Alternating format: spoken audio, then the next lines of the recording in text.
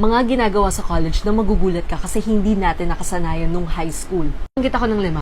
Number 5, yung class schedule. Sa high school kasi, kung 8 a.m. ang klase mo, from Monday to Friday, papasok ka ng 8. Pero pag sa college, medyo magulo siya. VO ko na lang tong part na to kasi nawala yung sound. So, ito yung sample ng class schedule ko. Sa Monday, una kong pasok 7 a.m.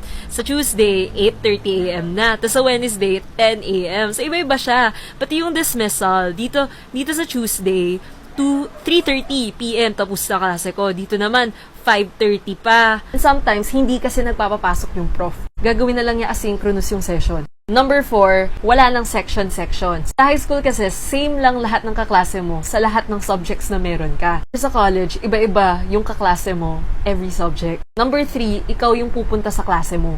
Kasi diba nung high school, nasa isang classroom ka lang buong araw. Pero sa college, ikaw yung pupunta sa klase mo. Hahanapin mo yung room, kung saan yung klase na yon, saan building ba siya. Number 2, pag nag-CR ka, di mo na need magpaalam sa college. Gusto mong lumabas, labas ka na. No need to ask permission. Number 1, hindi mo na kailangan tumayo pag magre-recite ka. Uupo ka lang. Kaya sabi nila, halata daw yung mga first year pag college. Kasi pag nagre-recite, tumatayo pa sila. Dahil yun nga yung nakasanayan ng high school.